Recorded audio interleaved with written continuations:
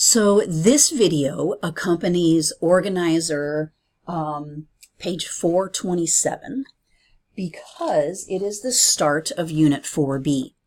So what we're going to take a look at is something called an intermolecular force of attraction, or an IMFA.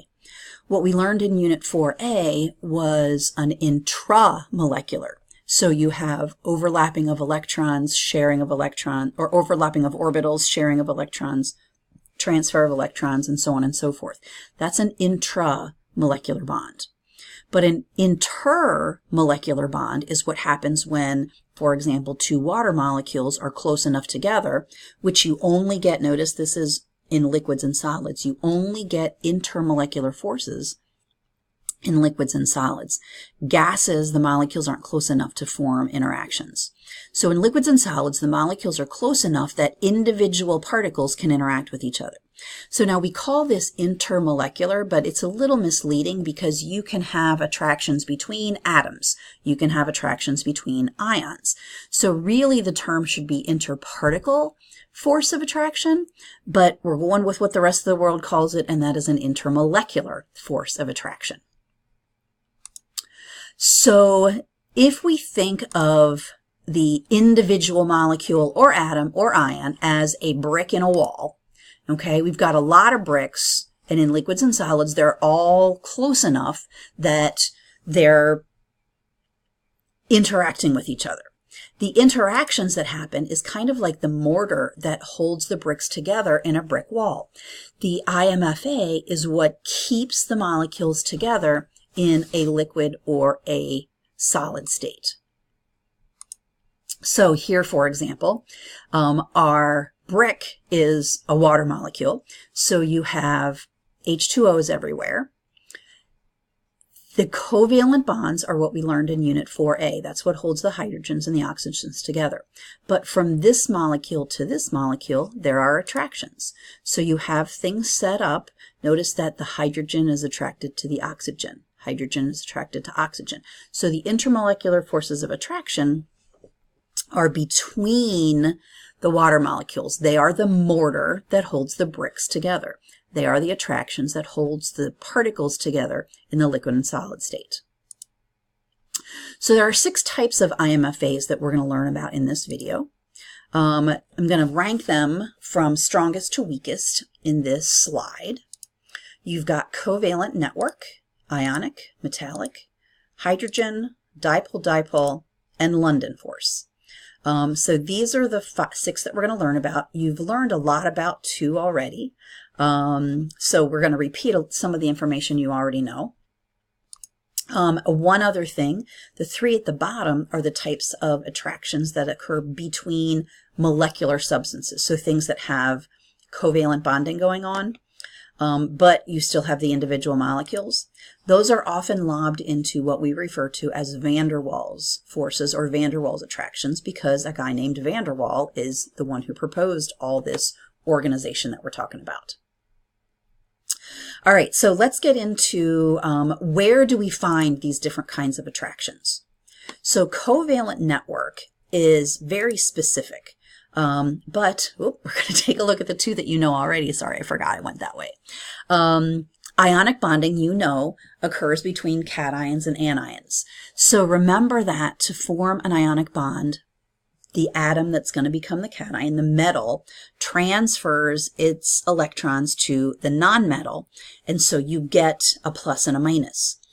But you don't just have 1 plus and 1 minus form. You have a whole group of ions, and so the IMFAs are the attractions between those ions that didn't really transfer electrons between each other.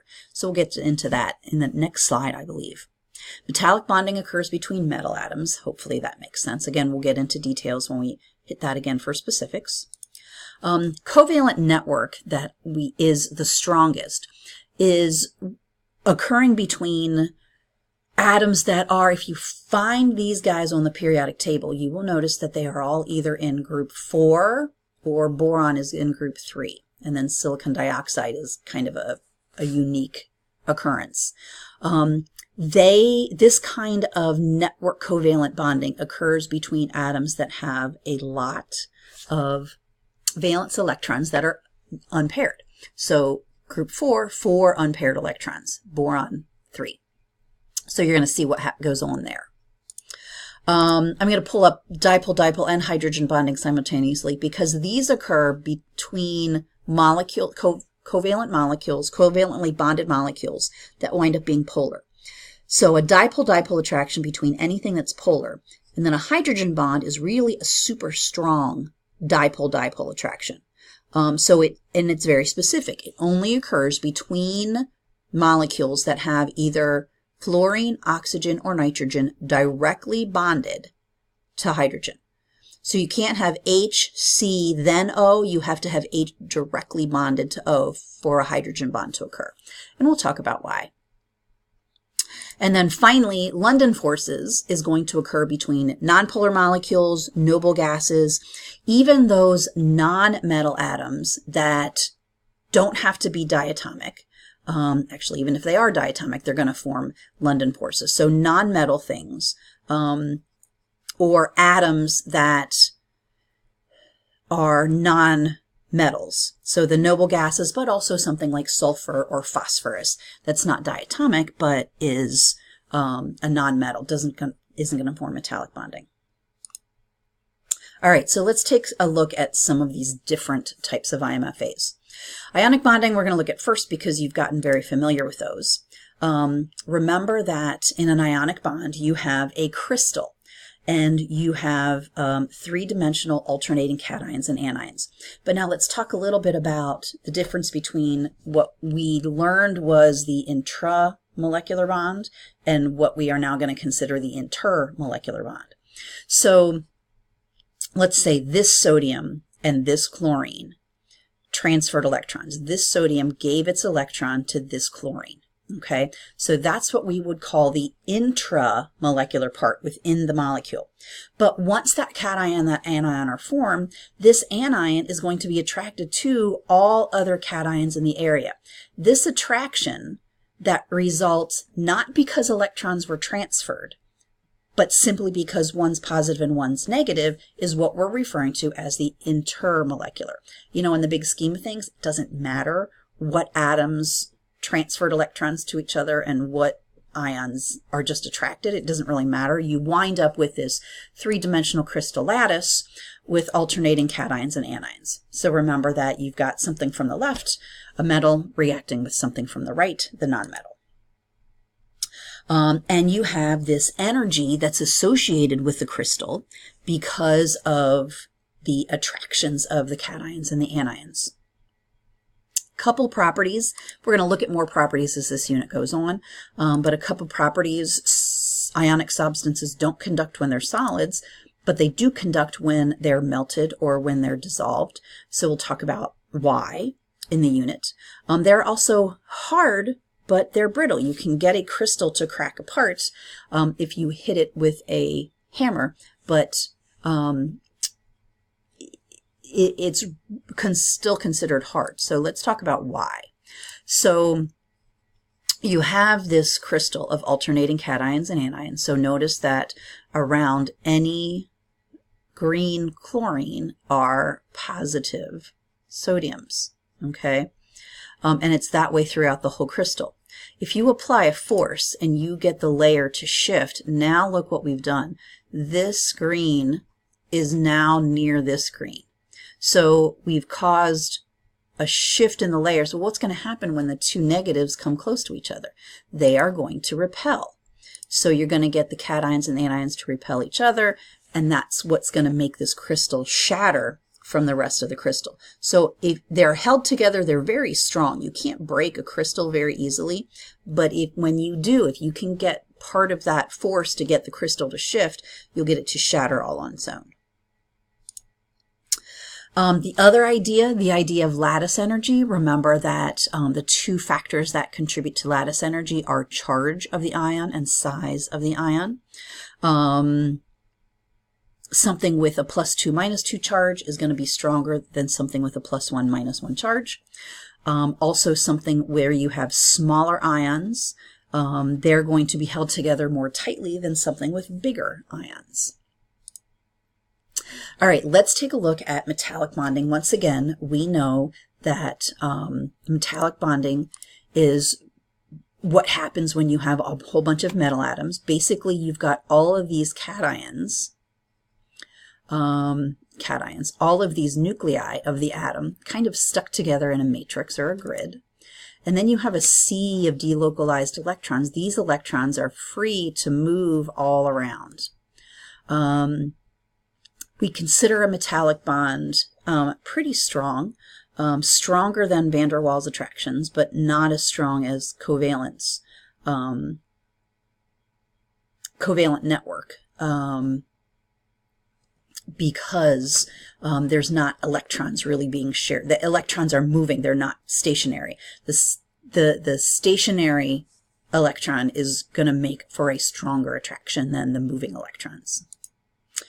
So what kind of properties do you get? You wind up with because the electrons are moving, light is constantly being reflected off of it with the interaction of the light with the electrons, and so you get a shiny surface.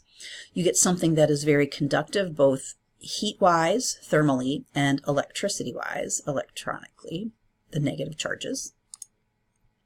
You get something that's strong, malleable, and ductile because we can stretch, we can take these nuclei and kind of pull them apart, hammer them flat, and it's not going to matter because these electrons, as long as they're flowing between, constantly between the atoms, doesn't matter what electron or what nuclei they're attracted to or they're circling. All right, let's talk about the new stuff. Those are two things that you've already learned. Covalent network is something very new. It's very unique. Again, you only see it in solid form, not even really in liquid form, because these guys have such strong high melting points and boiling points that we don't really ever see liquid carbon. So basically what's going on is these are true covalent bonds, so sharing of electrons, and they hold millions of atoms together in a single strong particle. So what you have is really one big molecule. You don't have individual molecules. You just have atom after atom after atom after atom after atom covalently bonded together. And so because you have true covalent bonds, this leads to stuff that is extremely hard, extremely strong, has extremely high melting points, and usually doesn't conduct electricity.